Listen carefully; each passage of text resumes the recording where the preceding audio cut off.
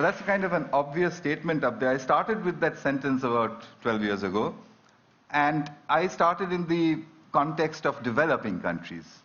But you're sitting here from every corner of the world, so if you think of a map of your country, I think you'll realize that for every country on earth, you could draw little circles to say these are places where good teachers won't go.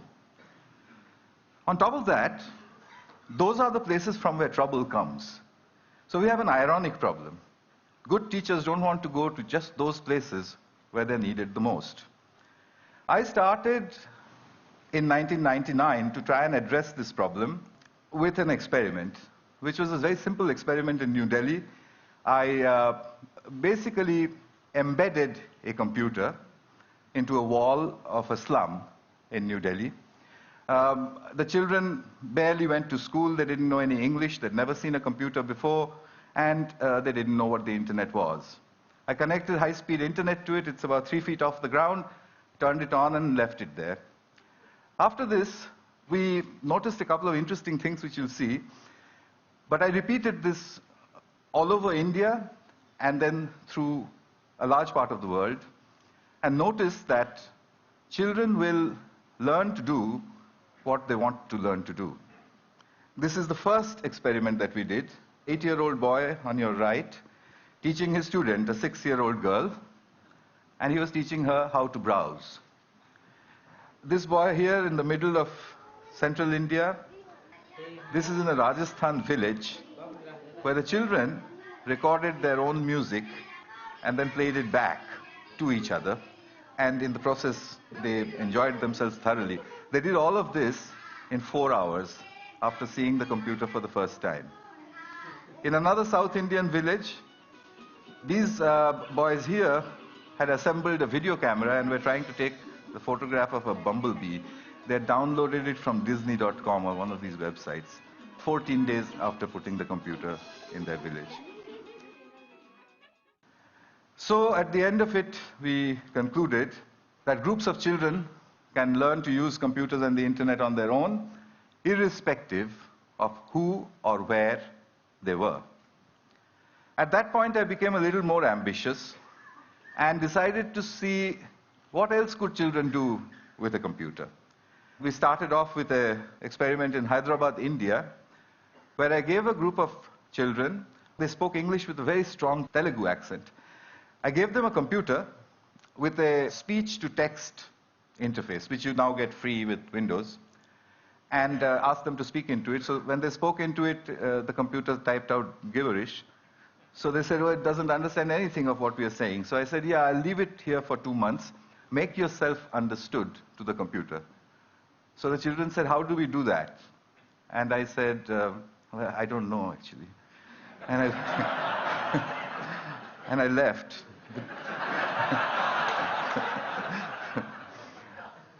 2 months later, and this is now documented in the Information Technology for International Development Journal, their accents had changed and were remarkably close to the neutral British accent in which I had trained the speech-to-text synthesizer. In other words, they were all speaking like James Tooley. So you can, they could do that on their own. After that, I started to experiment with various other things that they might learn to do on their own. I got an interesting phone call once from Colombo, from the late Arthur C. Clarke, who said, I want to see what's going on. And he couldn't travel, so I went over there. He said 2 interesting things. A teacher that can be replaced by a machine should be.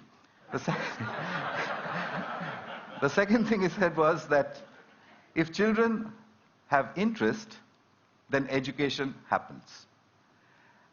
And I was doing that in the field, so every time I would watch it and think of him. Possible, and they can undoubtedly help people, because the children very quickly learn to navigate the web and find things which interest them. And when you've got interest, then you have education. I took the experiment to South Africa. This is a 15-year-old boy. This machine, I play games like animals, and I listen to music. And I asked him, do you send emails? And he said yes, and they hop across the ocean. This is in Cambodia, rural Cambodia. a fairly silly arithmetic game, which no child would play inside the classroom or at home. They would, throw it back at you. They'd say, this is very boring. If you leave it on the pavement, and if all the adults go away, then they will show off with each other about what they can do, which is what these children are doing. They're trying to multiply, I think. And all over India, at the end of about 2 years, children were beginning to Google their homework. As a result, the teachers reported tremendous improvements in their English. Rapid improvement in all sorts of things. They said they've become really deep thinkers and so on and so forth. And indeed they had. I mean, if there's stuff on Google, why would you need to stuff it into your head? So at the end of the next 4 years, I decided that groups of children can navigate the internet to achieve educational objectives on their own. At that time, a large amount of money had come into Newcastle University to improve schooling in India. So Newcastle gave me a call. I said, I'll do it from Delhi. They said, there's no way you're going to handle £1 million worth of university money sitting in Delhi. So in 2006, I bought myself a heavy overcoat and moved to Newcastle. I wanted to test the limits of this system. The first experiment I did out of Newcastle was actually done in India, and I set myself an impossible target. Can Tamil-speaking 12-year-old children in a South Indian village teach themselves biotechnology in English on their own? And I thought, I'll test them, they'll get a 0, I'll give them material, I'll come back and test them, they'll get another 0, I'll go back and say, yes, we need teachers for certain things. I called in 26 children, they all came in there, and I told them, look, there's some really difficult stuff on this computer. I wouldn't be surprised if you didn't understand anything. It's all in English, and I'm going. So I left them with it. I came back after 2 months, and the 26 children marched in looking very, very quiet. I said, well, did you look at any of the stuff? They said, yes, we did. Did you understand anything? No, nothing. So I said, well, how long did you practice on it before you decided that you understood nothing? They said, we look at it every day. So I said, for 2 months you were looking at stuff you didn't understand. So a 12-year-old girl raises her hand and says, literally, apart from the fact that improper replication of the DNA molecule causes genetic disease, we've understood nothing else.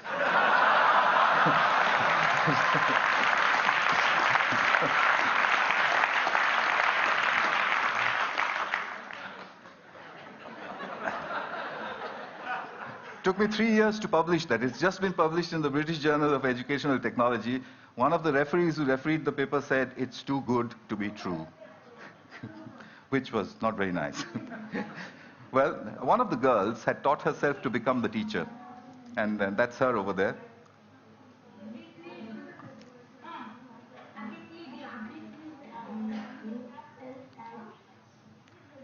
Remember, they don't study English.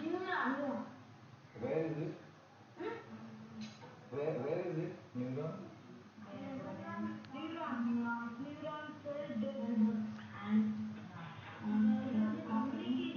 I've edited out the last bit where she said, when I asked where is the neuron, and she says, the neuron, and then she looked and did this. But her expression was not very nice. So their scores had gone up from 0 to 30%, which is an educational impossibility under the circumstances. But 30% is not a pass. So I found that they had a friend, a local accountant, a young girl, and they played football with her. I asked that girl, would you teach them enough biotechnology to pass? And she said, how would I do that? I don't know the subject. I said, no, use the method of the grandmother. She said, what's that? I said, well, what you've got to do is stand behind them and admire them all the time. Just say to them, that's cool, that's fantastic, what is that? Can you do that again? Can you show me some more? She did that for 2 months. The scores went up to 50, which is what the posh schools of New Delhi with a trained biotechnology teacher were getting. So I came back to Newcastle with these results and decided that there was something happening here that definitely was getting very serious. So having experimented in all sorts of remote places, I came to the most remote place that I could think of. Across the River Tyne, 5,000 miles from Delhi, is the little town of Gateshead. In Gateshead, I took 32 children, and I started to fine-tune a method. I made them into groups of 4. I said, you make your own groups of 4. Each group of 4 can use 1 computer and not 4 computers. Remember, from the hole in the wall. You can exchange groups. You can walk across to another group if you don't like your group, etc. You can go to another group, peer over their shoulders, see what they're doing, come back to your own group and claim it as your own work. And I explained to them that a lot of scientific research is done using that method.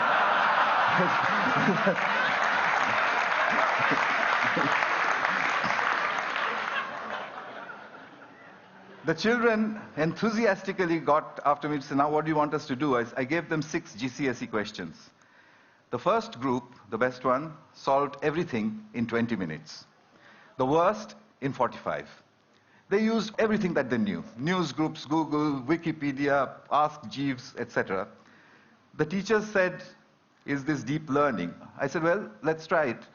I'll come back after 2 months. We'll give them a paper test, no computers, no talking to each other, etc. The average score when I had done it with the computers and the groups was 76%. When I did the experiment, when I did the test after 2 months, the score was 76%.